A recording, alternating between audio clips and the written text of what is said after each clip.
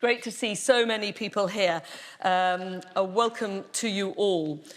This is the first of our Sheldonian series for the coming academic year. And so for those who have not joined us before, and this is your first time here, this is something that we inaugurated last year as an opportunity to create a termly gathering for university students, for our staff, for our alumni, and for our local community, with the aim to, of course, promote freedom of speech and inclusive inquiry within this, the collegiate university. You are all very warmly welcome. These are matters that are at the heart of what we do and who we are as a university. And it is vitally important in these current times that we model what free speech, intellectual inquiry, and an inclusive culture can look like. Because how we debate things within the university is distinct from the argy-bargy of the town square in former times, or oftentimes the vitriol and the trolling that goes on in social media. We debate ideas here based on reason, facts and truth. And because when we talk about ensuring we are inclusive of diversity here, this extends to the diversity of thinking and ideas. Universities must be places of pluralism, but as I have said many, many times, we can and must live our pluralism with respect, with empathy, with kindness, and generosity of spirit.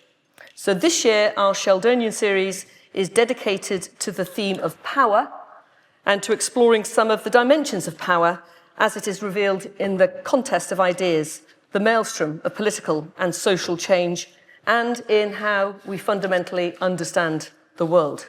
So today we are going to explore the power of speech and specifically the question of cancel culture.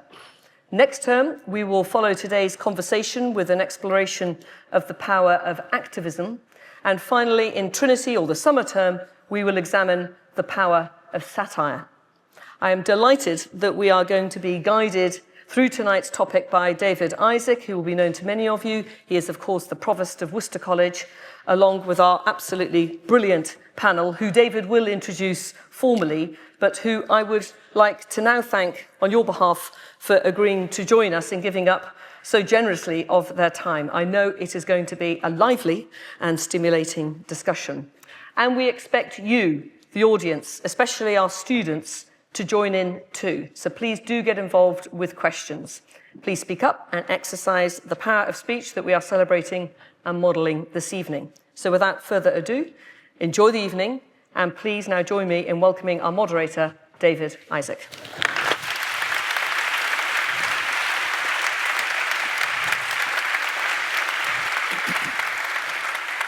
Irene, thank you so much, and good evening, everybody. It's my pleasure to be moderating tonight's discussion on cancel culture.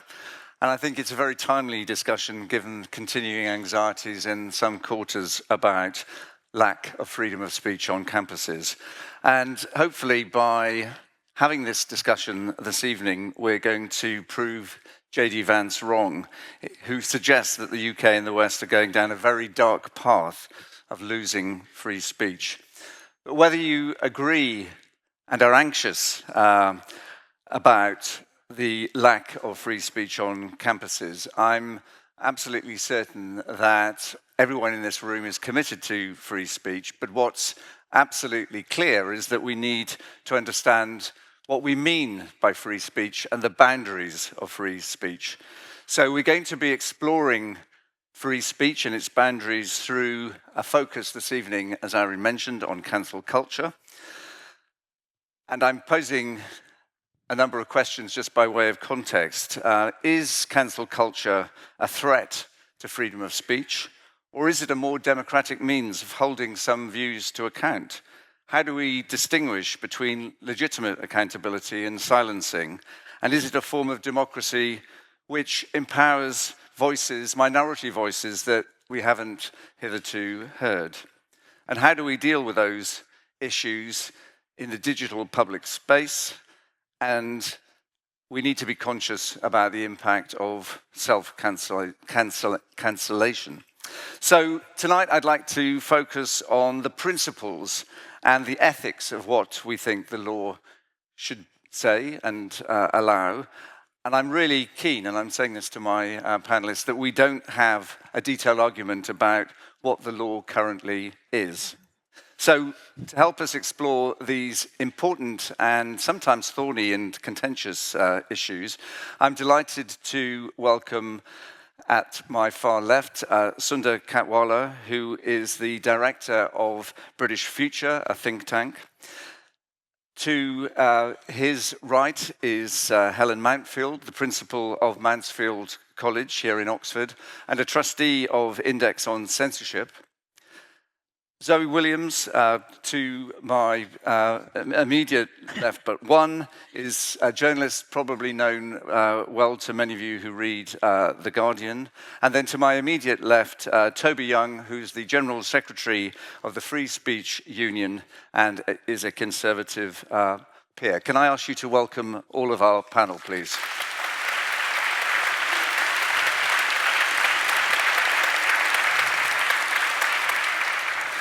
And just to reiterate, there will be roving mics, and I'm going to take questions early on in the discussion to make it as interactive and as interesting as possible. So we're going to start by me asking each of our panelists to give us a quick opening statement on their thoughts about cancel culture. And I'm going to start with Sunder. Is there a problem with cancel culture, Sunder? And what boundaries should there be to free speech? Well, I think, thank you, David. It's important to have this debate. I think it's important to have it here. I think universities are going to be at the epicenter of these debates because people are interested in universities, but you're also where generational change happens. You're where political debate gets contested. Cancel culture is a very polarizing idea. It's the sharp edge of the debate. It's about what do we lose when we cancel too much. It could be about what do we fear losing if we don't cancel enough to protect free speech. So these are the sharp edges. It matters to get it right. So we're going to disagree. I think we miss out the chance to disagree a bit better and to illuminate the disagreement. I'll give you 3 ideas about what we can do. I think we could try to be more consistent in what we do. We all know that our friends and our allies talk sense and our opponents and critics talk nonsense. But if you want principles of free speech, you've got to apply them to your friends and to your opponents similarly. People find it very hard to do that. I think we should try. I think there shouldn't be 2 sides of keeping out hate speech and defending free speech. We should try and have them both. But some of us are worried about letting in too much hate speech. We should be clearer about what we want to allow. I think people who've got free speech on the tin, Toby has, for example, I think it'd be helpful to hear what you would exclude. Is it just violence? Are you going to exclude anything else? My slight provocation, David, for the group is we could find more common ground here as long as we realise we're not America.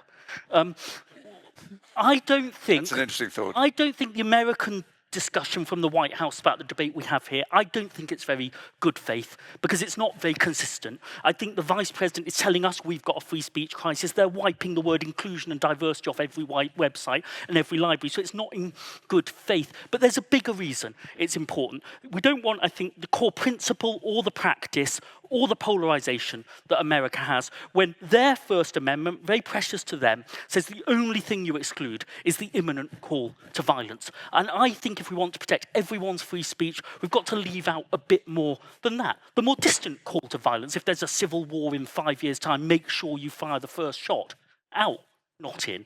Racial slurs, homophobic slurs, the speech that cancels other people. So I think we've got a choice. You can either propose the American First Amendment or you can propose what I think most democracies, Britain, European democracies have done. Let's respect and protect the free speech of everybody who respects and protects the free speech of other people. Let's get that boundary right and exclude things when we need to protect the free speech of everyone.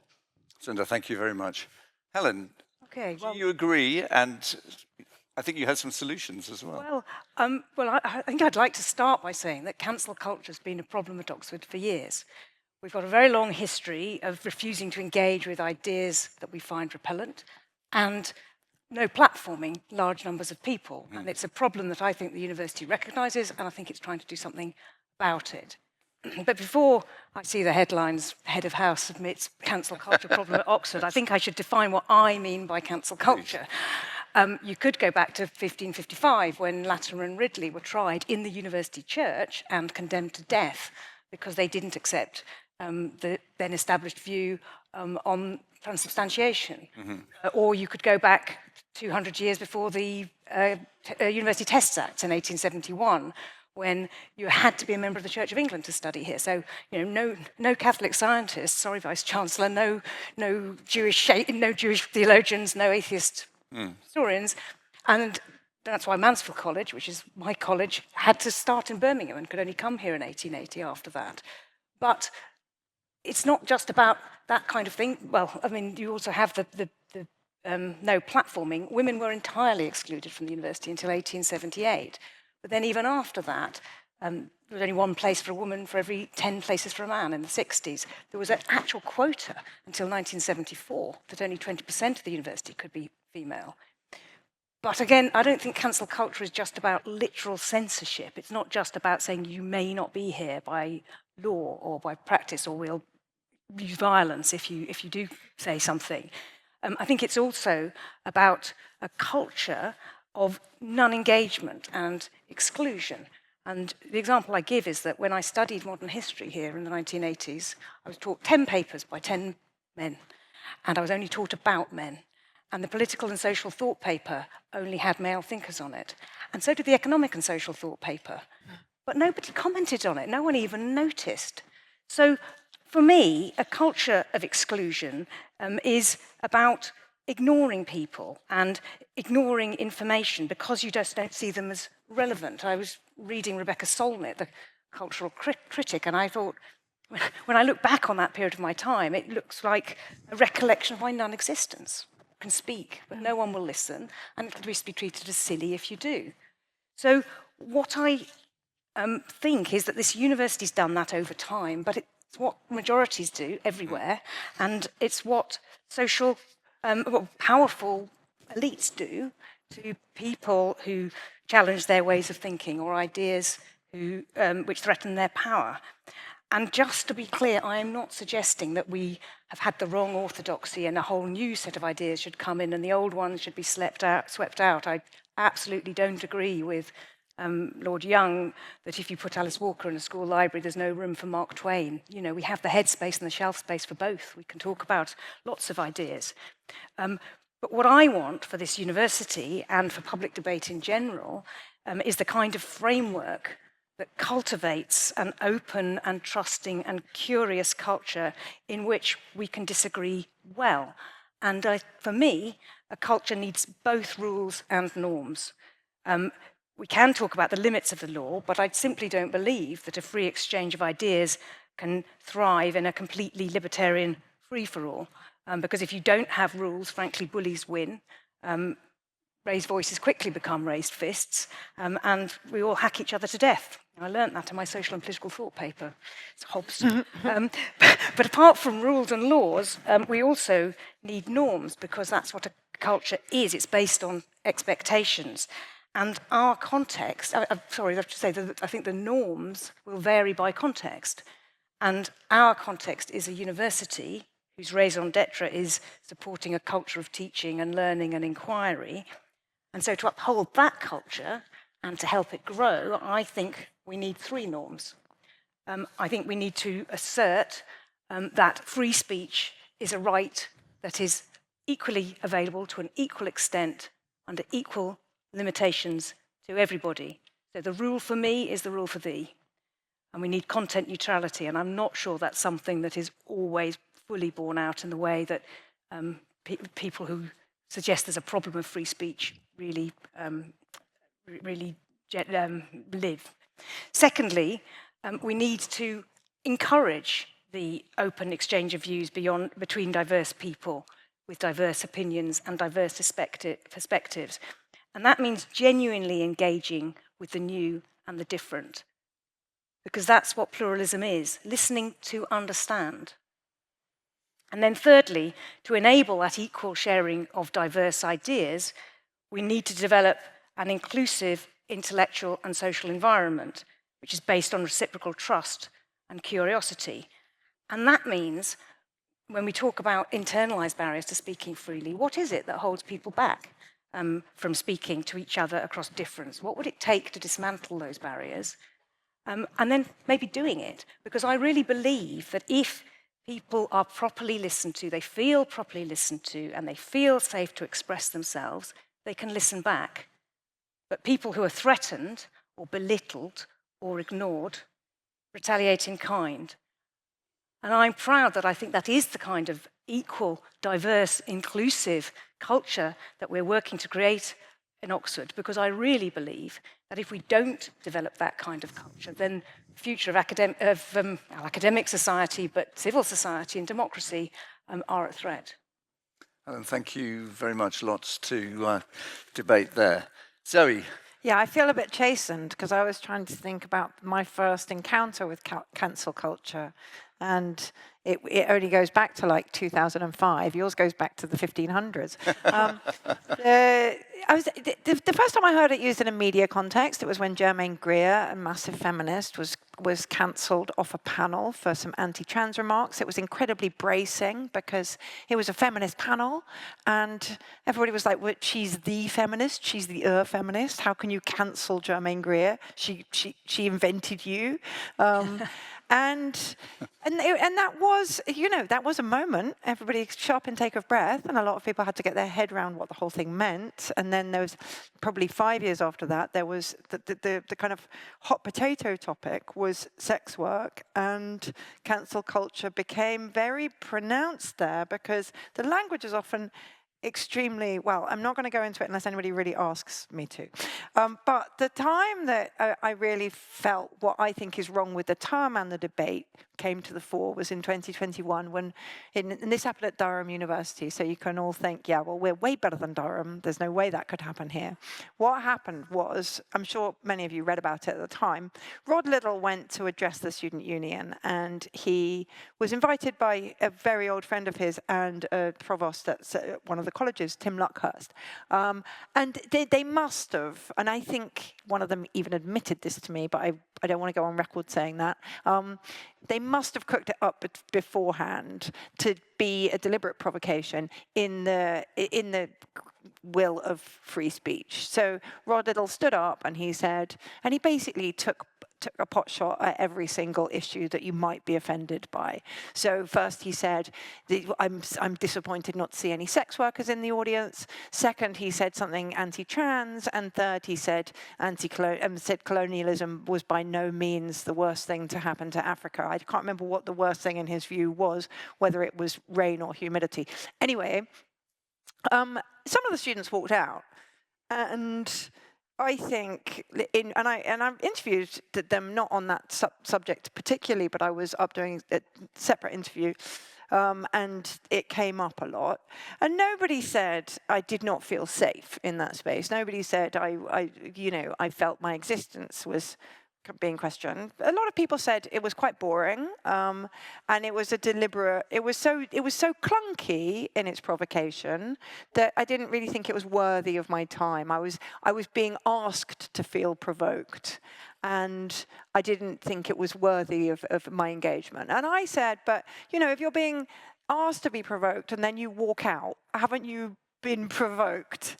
And a lot of people said, well, you could argue that, but you could also argue that, this is my time. I don't need to sit and have this conversation, which is running along very, very obvious tram lines, which are kind of elaborate trolling. And I think it's no accident that the whole concept of trolling and, saying things to get a rise, to create anger, to create some kind of emotional engagement where previously there was none, has evolved in tandem with this kind of hot debate around cancel culture. Now, through the lens of cancellation culture and free speech, that becomes not only a very simple debate, should Rod have been able to say whatever he damn well liked, it also becomes very exportable, because you can then get a large number of media outlets interested in whether students are snowflakes. You can get a lot of satirical material out of what a safe space is.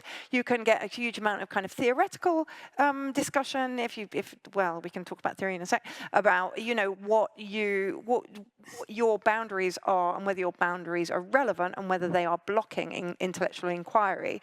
But if you didn't look at that speech through the lens of cancel culture, if you looked at it through the lens of manners, then you would say that's bad manners. You know, it's actually rude when half your audience are young women to say that you want to pay to have sex with them. It's not polite. It's actually, if you looked at it through the lens of the intellect, you would say that's quite a basic and coarse speech. You know, this isn't the forum with which to debate whether you can be who's a woman and who isn't. That's not the terms of our debate. So you're bringing down the intellectual basis for this conversation.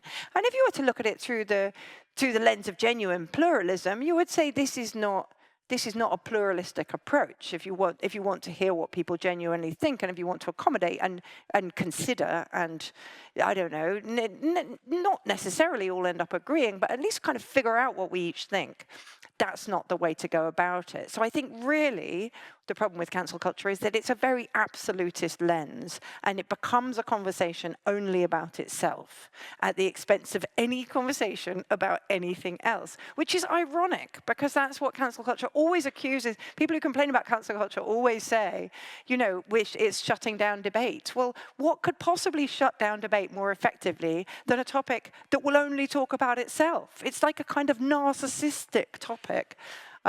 Yeah, sorry. No, that's great. Which leads us nicely on to Toby. Toby, your overview, please. Well, I'm going to discard my prepared remarks and just respond to two of the remarks we've heard already. That's what I was hoping you would. So, Zoe, tempted though I am to defend my spectator colleague, I love him. Little, I think you've misunderstood what defenders of free speech objected to about that sequence of events. It wasn't that some students decided to walk out in the middle of Rod's talk. It was what happened afterwards. So Tim Luckhurst, who, as you say, invited him and is an old friend of his and was head of a Durham college, was placed under investigation by the university. And it was the usual excuse. It wasn't that you invited someone whose opinions we profoundly disagree with. It was you didn't follow the correct procedure when you arranged for Rod Liddle to come and talk to your students. You didn't tick these various boxes. There was no risk assessment, blah, blah, blah. And he went through a grueling, something like 6-month investigation. And I'm not sure his mental health would have withstood that had it not been for the support of the Free Speech Union and the legal help we provided him with. He was eventually exonerated, but often when these sorts of things happen, it's the process which is the punishment. And I can tell you, by talking often to Tim during that ordeal, that the process was punishing. Incidentally, at the Free Speech Union, we keep a league table of different universities according to how many cases we've taken on at that university. And Durham is at the very top, and we've taken on 30 cases at Durham. Cambridge is second with 25 cases, and Oxford is third with 16 cases. So, Toby, can I move you on to the second point, and then yes, the general comments you want to make? I wanted to respond to Helen's point that history teaches us that unless we do prohibit some things from being said, it can lead to civil strife, eventually genocide. And I wanted to counter that by pointing out that anti-Semitism was criminalized in the Weimar Republic.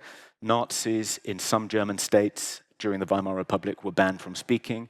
Nazi newspapers were banned. Various Nazis were imprisoned. It didn't stop the rise of the Nazi Party in Weimar Germany.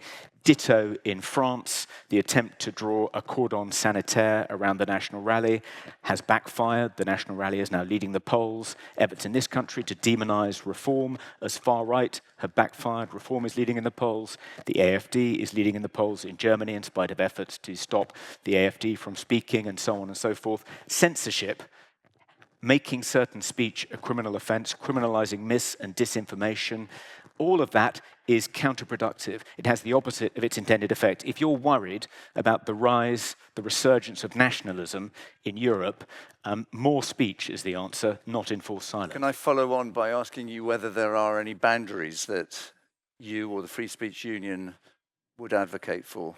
Well, I think the boundary I like is the boundary set by the First Amendment in the United States. And that, broadly speaking, is that apart from things like fraud, libel, betraying state secrets, child pornography, within the obvious limits I think we can all agree on, even free speech absolutists, speech should be permitted unless it's both intended to and likely to incite imminent violence. David, can I give Yes, an do you want to example? So, respond? look, I think context... Can I just also contextualise it within the context of what we as a university... So context matter, because in a way, protecting academic freedom and protecting free speech are a bit different, because a simple way to think about it is free speech is for trolls too, and academic freedom in a way has to have some substantive purpose, I think, in the academy. So in a way, academic freedom is easier to get right. We get out there in society, and if we have, it's just the imminent violence, then there's a way in which in society I benefited from something being cancelled as a teenager. Toby used to watch football matches, I used to watch football matches. A very inarticulate form of not really speech at all was monkey chanting at black footballers. It's a racist caricature, ape-like sounds in order to be racist to people, but it was not a threat of violence. And I saw the culture change when I was 15 or when I was 20, and this was valueless speech. I think. It was actually, I mean, we could get some other laws out and say it was in the workplace, but it was a valueless speech. And I don't know, Toby, if you would, I mean, the American First Amendment would definitely sanction people who tried to cancel it and say you can't cancel it, you've got to allow monkey chanting, you've got to allow the N-word, you've got to allow the P-word. And I say, no, we don't have equal free speech if we've got monkey chanting in the football ground. The players aren't safe and I'm not safe. Did we lose anything, Toby, by cancelling it? And Holocaust denial, I think, is an interesting example because the defenders of free speech tend to say, well, we'll let that one go. But actually, why are we letting it go? We're letting it go for the reason that we get rid of the monkey chanting. So the American First Amendment should... Toby, you want to bring back the monkey chanting? Well, no, I don't, but I think... By law, it's okay but Americans would have to protect it. Yeah, but it being permitted doesn't mean it's mandatory. I think monkey chanting stopped in football stadiums, not because it was criminalised, not because, I mean, I think it stopped before football clubs became less and less tolerant of it. At QPR, where I go every other Saturday, if anyone monkey chants, they get booed by everyone else in the stadium. It's self-policing. You don't need cops to come in and arrest them. Toby, for you to respond to Zoe's point about provocation, because in a way it's an extension of what we're just talking about. Is there any circumstance in which you... Don't you want to give them a chance to respond to my responses to them? Well, I'm keen to get the provocation point. I've got a few things to say to you. Okay, well, let's go for it. But I'm also going to open up. I mean, it's just very interesting to me that you would say when we demonise the reform as far right, we make them stronger. On a couple of points, they are far right.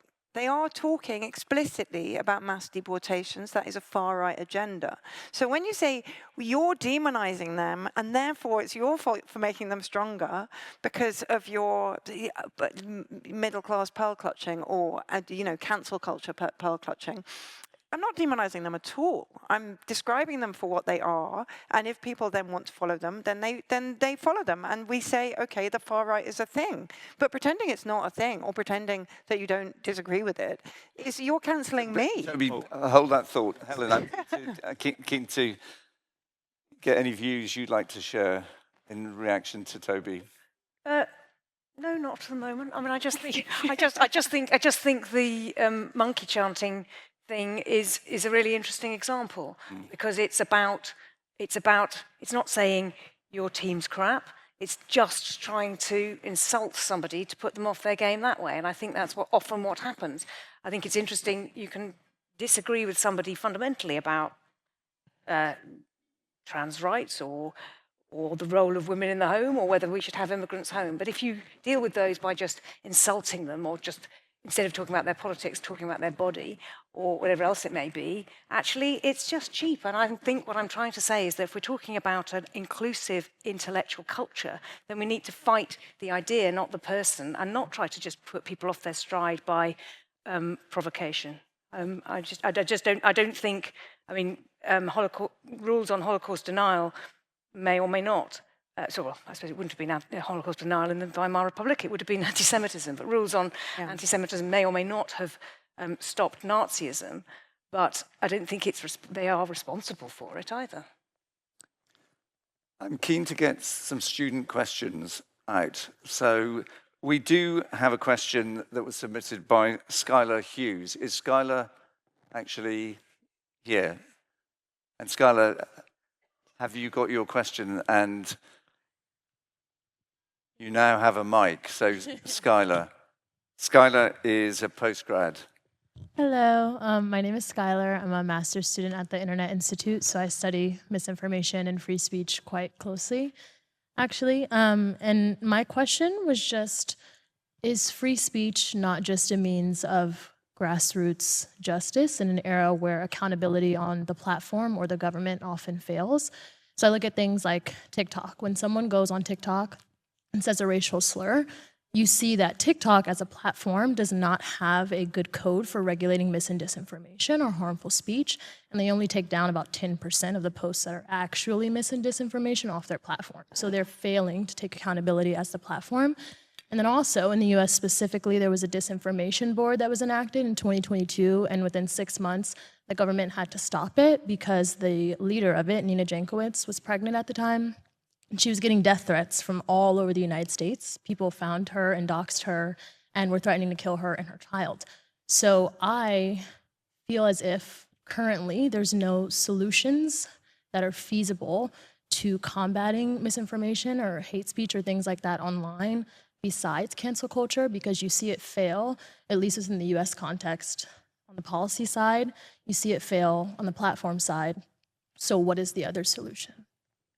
I don't know whether everyone heard that, but it's about grassroots justice when institutional justice fails.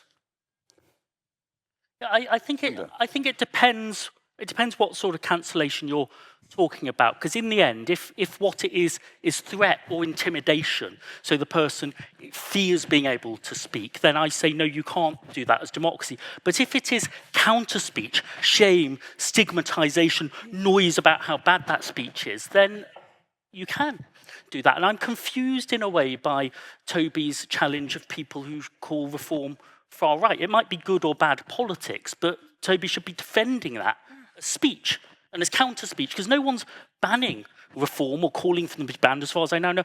People are surprised by how much speech is legal in this country. Here's a terrible argument where I've got skin in the game.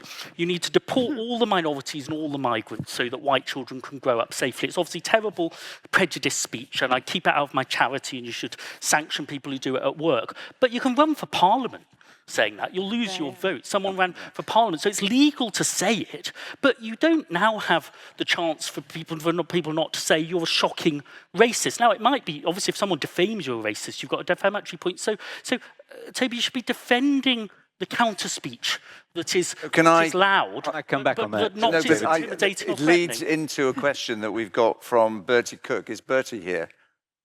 Yeah, Bertie, can we have your question? Because it is really pertinent to what we're just discussing. Bertie, if you just wait for the mic, and if you could speak up so that the panel can hear you. Hi. So my question was, and it is actually really related to this, it was, how would you say cancel culture differs between politically left and right environments? Because I think it can manifest in a myriad of different ways, whether there's somebody from the far right cancelling somebody from the centre, or any other direction. But does it inherently favour? Does the left or the right ultimately come out on top because of the effects of cancel culture? So, Toby. Yes, just to respond to but Zoe more generally too. And more generally. The form, I think, that cancelling reform supporters take is obviously not the criminalisation, the banning of reform. It's, for instance, we've got a case at the moment at the Free Speech Union of a 14-year-old boy who was referred to Prevent because he drew a picture of Nigel Farage in his art class. We've got numerous people who've contacted us saying they've lost their jobs or lost contracts because they've stood as reform candidates.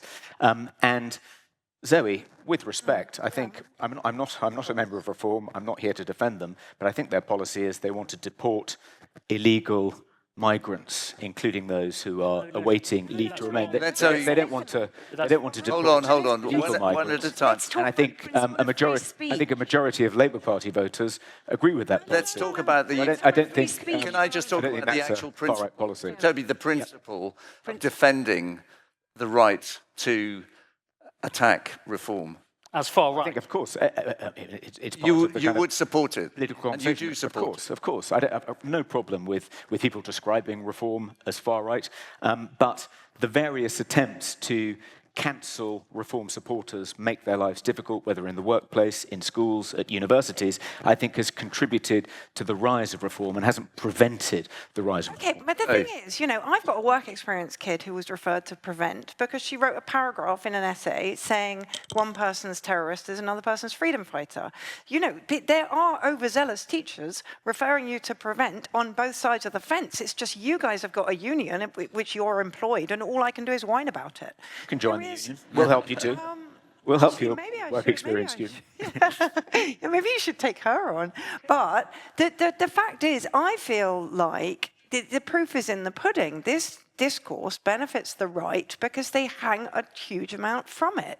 You've seen this with J.D. Vance berating the UK for our free speech crisis, which I see nowhere in evidence. We've seen it with the way Americans treat Europe. On the international stage, it's just embarrassing having this kind of really hectoring, you guys are in crisis, which when they are not in crisis, it's a carrier issue for right-wing authoritarianism. And they get exactly the same thing could be said for the massive amounts of money poured into demonstrations outside abortion clinics, which is basically just a way to use free speech as a means to start an anti-abortion movement in the UK, which the public does not want. So really, Helen, Yes, sorry, but the right. You just watch who's winning from it, and then why they're using it. And it's definitely not the left. The left isn't winning anything by this debate. Helen. I think it's a really interesting question, and I think that's why I try to reframe the idea of cancellation, because actually, cancel culture isn't a theoretical concept at all. It's a slur, and it's a phrase that's used by people with establishment views when somebody says, your view is rubbish, listen to my view instead. They go, oh, you're trying to cancel me now. I literally can't say the thing that I'm saying and have been saying for years. It's nonsense. It's nonsense. Saying I do not want to listen to you is not cancelling. Saying I disagree with you, you're talking rubbish, is nonsense. And if you look at the amount of time that's taken with the views that people claim are cancelled, it's huge. If we're allowed to have insurgent views, and we're allowed to have them on either side. And then Toby. I think the left does cancel. I think the right does cancel. I think this is the problem of inconsistency. I think if you're trying to prevent the speech that is both lawful and legitimate. But I'm making a distinction, I think, which is that in a civic setting, not just a university, but a charity or a civic place, a political party, including Reform or the Democratic Unionist Party or anybody else, that if you should be willing to not respect the speech which is saying someone else needs to shut up so my speech counts. We can work out whether to, we don't want to criminalize it, we should sanction it, we should exclude it, or we should educate people. For example, Elon Musk came and gave a speech at a rally in which he called for violence. Now, we could use cancellation or sanctioning quite legitimately here to say, Mr. Musk, if you want to be in the Royal Society, if you want to come back, don't call for violence in our country, and then we'll treat you as a decent person again. But while you're calling for violence, actually, every time you speak, we're going to say, this man's calling for violence. Will he stop calling for violence? So you can use it as a tool. You can use it as a tool to say, we won't respect you until you start respecting the boundaries of everyone else's speech. Toby, do you agree? I wanted to just cite some survey evidence. You agree? Let me press you on that. Or do I agree? You agree? Musk should retract his call for violence so that we can continue with the non-violent conversation. What did he say exactly? He said, violence is coming whether you choose it or not. Yes. What I say to you is it's an existential choice you face. It is a question of kill or be killed. Wow, he said, when violence comes, you should be violent. It's not illegal because it's not imminent, but he's saying there will be a civil war, and when it comes, fire the first shot. We haven't heard that language in this country since 1972, when somebody made a speech about liquidating the Catholics just before the trouble started. We don't want that speech in our country. Toby, go back to the First Amendment and say speech should be permitted unless it's both intended to and likely to cause imminent violence. And I don't think that kind of observation, in 5 years' time, though inflammatory, is the likely to genocide in cause 5 years. imminent So violence. move on So to I your... would defend it. Just would. wanted to provide some survey evidence that we do have a problem in this country. I don't think J.D. Vance was just pointing to something completely, which was a figment of his imagination. It wasn't just wedge politics. A HEPI survey, HEPI is a higher education think tank, proportion of students who believe universities are becoming less tolerant of a wide range of viewpoints in the UK rose in 2022 to 38%, up from 24% in 2016. 11% of students believe that conservatives should not be allowed to speak on campus. 86% of students supported the NUS's no platforming policy. There was an academic freedom index survey done, which found that the UK was one of the few countries in the world where there's now less academic freedom today than in 1973. The index on censorship's global index of freedom in expression, UK ranked in the 3rd tier behind Israel, Chile, Jamaica, and virtually Toby, every other Western European Can I ask state. you to So pause there? Because there is a problem. I'm going to ask our students whether or not they recognise that. But Zoe, you respond, and then I'll open up the question. I just think there's a little bit of sleight of hand going on there, because like 86% of students might think that they support no platforming because it's very boring to listen to somebody deliberately say a thing which you're just going to then spend the whole time debating whether or not they should be allowed to say it. That doesn't mean we're in a free speech crisis. It just means people want an interesting debate, not a boring debate. I don't think that's... So you defend the no platforming of Germaine Greer, for instance, at Cardiff University? Can I quickly just come back on Skylar, because I think she did make an important point, that, and especially in the kind of with social media, that you've got the values of very large social media companies percolating onto these questions in the most bizarre ways. So you'll get Facebook banning breastfeeding photos because they're indecent, but not banning death threats. You'll get TikTok completely failing to address racism, overzealously addressing something completely random. And even if grassroots movements are just not... We think of social media as citizen communication, as a grassroots movement, but at the moment is replicating the bizarre views of 5 billionaires, and we need to find some way of making that work. So can I pause there and ask any of our students to tell us whether you recognise any of the stats that Toby has shared? Is cancel culture that endemic? Wait for the mic if you can. Thank you. Hello. If you could mention your name, please. Yeah, sure. Hello, I'm Helen. I'm an undergraduate student studying PPE here. And I just wanted to say, yeah, I don't necessarily recognise those statistics. I think this Sheldonian series is really interestingly placed as an event at the Sheldonian, when yesterday we actually had Kathleen Stock come and speak here, and Curtis Yarvin is coming here tomorrow. So I'd argue that if cancel culture was this toxic and prominent, then those speakers wouldn't be coming here. But I think what we really care about as students is ensuring that campus is a place where students can come, but not just get admissions to Oxford, but thrive when they're here. And I think that's important to create a psychologically safe space for all students, particularly students from marginalised identities. So I suppose I'm posing to the panellists, how can we ensure freedom of speech, which of course is integral to academic excellence, but how can we ensure that all students are safe here to thrive? Helen, Well, that plays nicely yes, into your I comment. think one way is to have rules around the time, place, and manner in the way that people speak. And you know, I'm not going to be offended if you say to me, women are fundamentally different from men, you shouldn't be speaking, you should go home and wash the socks. I think you're mad, but you know, you can say that. If I raise a political argument with you, and instead of answering it, you just insult me physically, or say, not an imminent threat of violence, but you know, people like you should be raped, then I'm sorry, I don't think that is an appropriate way to debate. I think actually what you're trying to do is shut me down.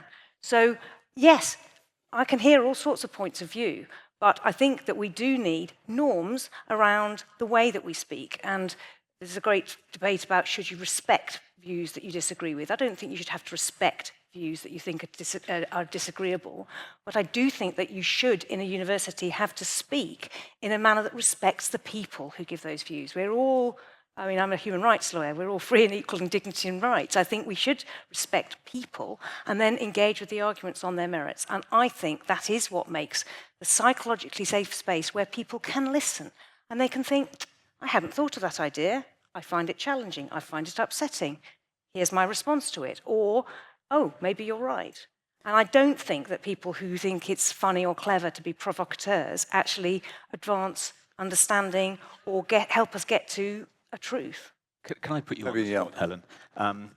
So a big free speech union case recently was defending Hamit Koskan, a Turkish political refugee who was convicted of a religiously aggravated public order offence for burning a copy of the Quran outside the Turkish consulate in London. And the magistrate who convicted him of the offence said that it was impossible to disconnect his burning of the Quran, which he claimed was merely a protest against Islam, from his hostility and disrespect for Muslims. And I think sometimes the distinction you made is quite hard to kind of pass. I mean, in that case, if someone burns a copy of the Quran in front of the consulate of a Muslim-majority country, is that an Are you actually expressing hostility and disrespecting Muslims, or just the religion of Islam? I think that's an absolutely fascinating example. It's a really good example, and I think that's why you can't find any occasion where somebody in a civil society institution like a university fell on what you think is the wrong side of a free speech debate, and they go, there we are, that proves free speech is dead. Because there are really tricky examples, and I read one on a Wonky blog, which is another higher education think tank recently, about is there a distinction between saying Zionism off campus, I disagree with Zionism as an idea, and Zionists off campus, which is very often used as a proxy for anti-Semitism or hatred of Jews. These things are difficult, they're context-specific, and you can't always have a rule about them. You said yourself, sometimes there are things you can say, the law's not going to crash on your head, but should you say them? That's a really different thing. And I do think that a university should be a place for civic and civil discourse where we are trying to say, if people self-censor, why is it? Is it because people bully them and put order on their heads if they say something? Maybe we can have a discourse where people don't feel bullied. And that's something you can model. Sunder. Toby's right about the law, and the judgment is interesting as well, because it says burning outside the embassy in an empty street was okay, but here's a set of things. If you'd burned it outside a mosque, it might not have been. If you'd said it to somebody else, it might not have been. And so there are rights to burn books in some circumstances and not in other circumstances. But I don't want incendiary fire-based protests. I feel very strongly about Salman Rushdie's right to write his book, but burning the Quran or the Bible or the Torah or Salman Rushdie's book or a gender-critical book or Mein Kampf. I mean, Mein Kampf's a terrible book, but I don't want a bonfire of books as one of the ways you speak. So you've got a legal right to do it, but I wouldn't want any of our universities particularly to be hosting burning books speech as opposed to I think we all agree. Books, critiquing books. So there's a time and a place for burning. But now he wants to ban the Quran, so he's not a very good champion of free speech. And I think some of the people who supported you wouldn't have supported him burning a Torah. Zoe. What about burning books? Yes. Hang on a second. I get left holding this baby. I mean, it's not the... It's a little bit like, if we take the burning a little bit further and go to self-immolation, often the question, and you know, you make that face like this is the most random thing that I've ever said, but actually self-immolation is often the touch point for huge movements. The Arab Spring started with a guy setting fire to himself. And the reason for going to fire is to say, I feel so strongly about this, I feel this is existential to me. And I guess what you're saying when you say, like, why do you have to set fire to the Quran outside the Turkish embassy is, you're marshalling this protest as though it's really existential to you, as though it really matters to you, as though something has threatened you. Is that sincere, or are you just doing it to insult and degrade? Because if you're sort of accruing to yourself the dignity of passion, but really all you want to do is insult with it, then I can see why people do get upset with you. So I'm going to pause there and ask for questions in the room, because we've covered a whole variety of topics. I want student voices, staff voices first, and then we'll come to alumni voices, because I know we have a number of alums in the room too.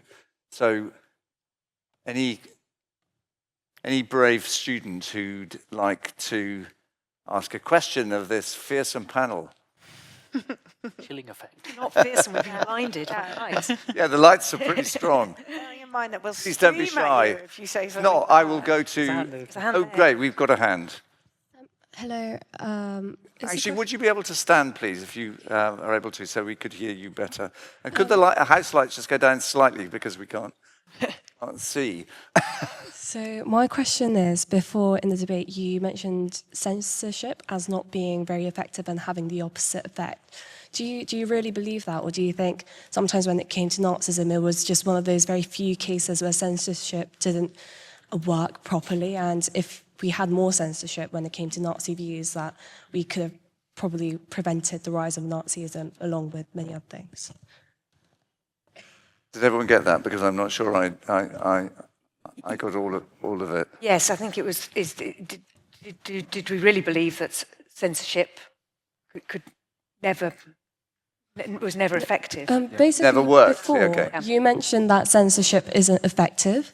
Do you really believe it's not effective, and that because you said before that censorship usually is very counterproductive when it comes to politics?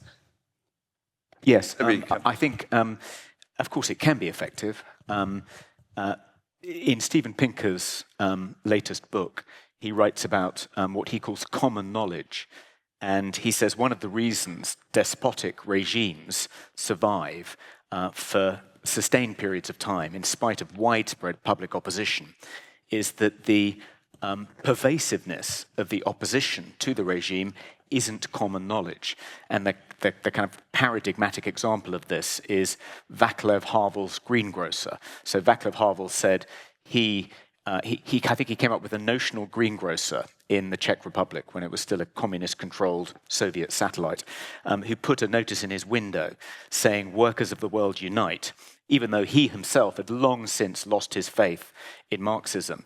And other people coming into the greengrocer's shop who were equally skeptical about Marxism thought that they were alone in their skepticism, particularly when they saw this sign. Everyone pays lip service, pays fealty to what they imagine is the prevailing orthodoxy, when in fact no one believes it. But the fact that no one believes it isn't common knowledge enables the despotic regime to survive. So censorship can be effective, but I think ultimately, in the long term, it's always ineffective. The Berlin Wall fell, after all, in the end.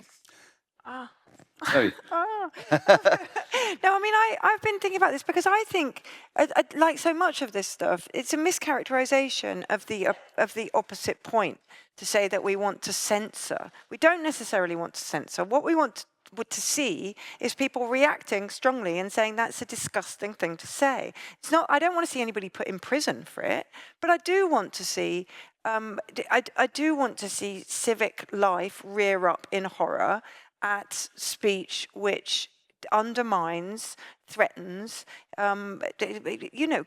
causes to feel less than human another person, and then so then it kind of gets thrown back on you. Well, you want to censor them, and censorship has never worked.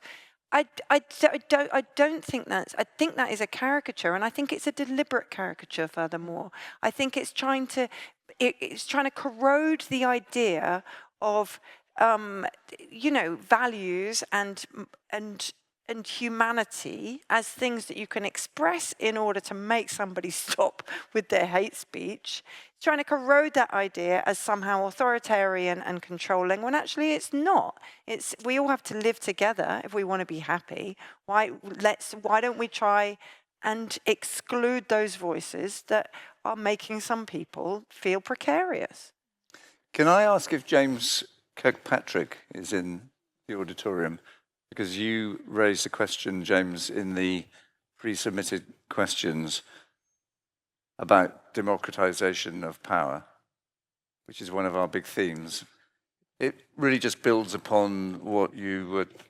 Oh, fine. I just wanted to just look at that question as well. The age-old question, I think, is how much democratic freedom do you give to people who wish to use it to threaten? That's exactly where I was going. Threaten the very basis of democracy. And actually, different countries do different things. I think countries with a strong experience of dictatorship, like the Federal Republic of Germany, obviously, but also Brazil, are stronger on that, say, than the United States of America, where they think it will all come out fine, and let's hope they're right. But you know, they might not be. And I think that thing where someone's using democratic freedom to undermine democracy, you know, that's the thing. You know, that's why the European Convention, for example, isn't going to protect the Holocaust denier, because it's against the values of democracy. I think Harvard's greengrocer is a really interesting case. We've almost got the opposite example now with new technology, where there's a set of things that very few people believe that are very, very hostile things to say, for example, about minorities, where people who fell down various rabbit holes now believe that a lot of people think them, because we're not policing the very basic boundaries of speech. So we're actually creating a kind of artificial norm, I think, online, that is now making people behave terribly offline, because they think that more people than do think this think that you can, you know, put racial slurs on bus stops and say things. So things that we had social norms to sanction and free speech, we're actually losing them to the opposite point. And there, I think, policing the law on harassment and abuse could get us a long way. And so there are some things we should cancel, which are harassment and abuse. Can I take issue with the way in which some of this discussion has been framed by Helen and Zoe and Sunder? You've portrayed free speech as, for the most part, the friend of racists. No, I haven't. No, I haven't. I absolutely don't. Free speech is for everyone. Can we just take it in turns? I didn't. Helen. I've not done that. I said free speech is for everyone. What's the rule for thee is the rule for me. That's expressly said that. When you've talked about the edge cases, you focused on the monkey charting, monkey charting, etc. We were talking generically about provocation. I think even the one of the questions suggested that you know, the question about free speech is, well, to what extent should we tolerate racism and voices which try and silence others through intimidation and bullying and harassment and so forth? I wanted to make the point that historically, free speech has not been the friend of the powerful. It's not been a weapon to preserve the status quo. You know, we wouldn't have had a suffragette movement without women speaking up, exercising their right to free speech. We wouldn't have had a civil rights movement in America if the ACLU hadn't won a string of important First Amendment victories, which enabled civil rights leaders. I think there's agreement on that point. So, agreement here. My point is that that often free speech is thought of as a right-wing value. Maybe not by everyone on this panel, maybe by some people in the audience, I don't know. But actually, I think that's a mistake. It isn't a friend of the powerful. More often than not, it's been used to extend the rights that in any democratic society that everyone should enjoy, and people have fought for those rights by exercising their rights. Can I just ask Toby one question about cancellation? Because some people see that as a form of democratization and a friend of both left and right. Yes. You agree? I think it's often hard to distinguish between. I mean, let's say someone is piled on social media. Is that just a kind of organic expression of disapproval of what the particular person has said? Or is it something more sinister? Is it organized? Is it an attempt by some well-organized, well-networked activists to get someone fired? And it's often quite difficult to tell when organic expressions of outrage by masses of people bleed into kind of efforts to do more pernicious things. But I think it can easily bleed into that. And, you know, the 4,500 plus cases we fought at the Free Speech Union, often it's people saying, unorthodox things, more often than not right of centre, but certainly not always, and they get piled on, they lose their social networks, they lose their jobs, they lose their places at university, and if they don't, they're put through these grueling processes which are often very punishing. And it does feel as though society has become less tolerant and people are using particularly social media to silence voices that they disagree with. Zoe, and then... I just want to take issue a little bit with the kind of, obviously, if free speech hadn't existed, the suffragette movement wouldn't have happened.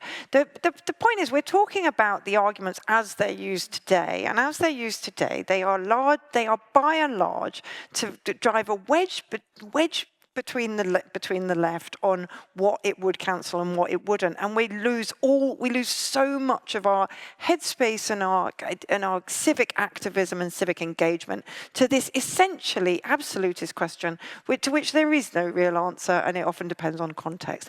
You cannot look at the suffragette movement and say, well, if they hadn't been able to say what they wanted, then women wouldn't have the vote. Therefore, free speech is a de facto good. You've got to look at what you're looking at today. And I don't think we are all saying this is the purview of racists, but we are. I mean, I'm not going to speak for the other two. I am saying that every time it's come up, every time it's come up for the past probably 15 years, it's been somebody's right to essentially push the boundaries of what would you'd never say to somebody to their face, I don't believe, well, I mean, I assume you wouldn't.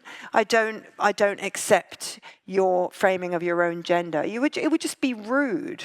So it's almost always a way to say something under the guise of defending your right to speak freely that you would just be too unkind to take head on. And that is, I think, why since the beginning of time, it's always been people saying they've been cancelled, and you're like, well, it's weird you've been cancelled because you've got UK. So let Helen respond. So I think, yes, of course, free speech is a fundamental human right. I like the formulation in the European Convention on Human Rights, which is the freedom to receive and impart ideas. It seems to me that it's very often people who impart a particular kind of idea who say, if you disagree, you're cancelling me. So the idea of cancellation, I think, I would say, is an idea that's used more by people whose opinions are on the right of centre. I agree with Sunder, though, that it's something that people on both sides of debate do. And I don't think it's helpful, but it is used. I was thinking that cancelling something is about saying, don't say the opposite and don't tell me I'm wrong. Very often. So I'm keen to move us forward to a few Can I just come back on what Zoe just said? Okay. Fine. Very briefly. I'm trying to move us to some positive outcomes. I think as a general rule, Zoe... liberal fallacy. Yeah, there are none. I often hear from... this debate. Often hear from people on the progressive left that cancel culture isn't real, it's a right-wing trope, it's designed to divide people, and so on and so forth. And they maintain this line until they themselves get cancelled. And then they change their tune. An example, Suzanne Moore, Guardian journalist, fired from The Guardian when she expressed gender-critical views, now I think is more sympathetic to the notion that cancel culture is real. Owen Jones, completely dismissive of the whole notion of cancel culture, purely an invention of right-wing grifters like me, and then he had his conference pass removed by the Labour Party at the most recent Labour Party conference. Now he thinks cancel culture is real. When you're cancelled, Zoe, you'll come around to my... You know that David's not going to let me respond because it's too in the weeds, but I can give you soup to nuts on both those cases and why they do not make the case. We'll do that later. Okay. So how do we draw this together? I asked you where the boundaries were right at the start, Sunder, and how we move this forward. You talked about consistency as one of your planks. You also said that we shouldn't move towards a US approach. Yes. What do you say, having heard all of this, in the context of Oxford University sitting in the Sheldonian, how do we move forward to be respectful, humane, kind, all the things that our VC was talking about, and have difficult conversations and accept that in certain circumstances we're going to provoke each other and say things that will cause some offence. How do we do that? Well, I think you're doing well, it seems to me, on trying to move forward. I think we do need the consistency. I think if there are left authoritarians, Stalinists and Pol Pot who are cancelling people, or, Islamists who are threatening people's speech, or Hindu nationalists who are threatening people's speech, or, the Israeli far right, or whoever it is, or the far left, if they're cancelling the right of people to speak and intimidating and threatening them, then we should be consistent about it. We move on, I think, when we get beyond the cancel culture point. I think Toby has a rather good point, actually, about the weaponisation of process. And that's why there are pros and cons, actually. If you create new processes, will they establish a culture, or will they just get weaponised in a tit-for-tat way? I think there's a real danger there. We want the culture. You get the culture right if we could move away from the cancel culture debate, which we need to have if it's going on, from what we call out to how we call in. And I think this set of debates has been how we call in. And I think calling in is about the right to be respected, to have an equal share of voice, to experience it, and then to realise you have to give that to everybody who remains within a certain type of boundary, i.e. they think that other people's voices count too. Helen, you talked about frameworks. You talked about humanity too. Yes. I think,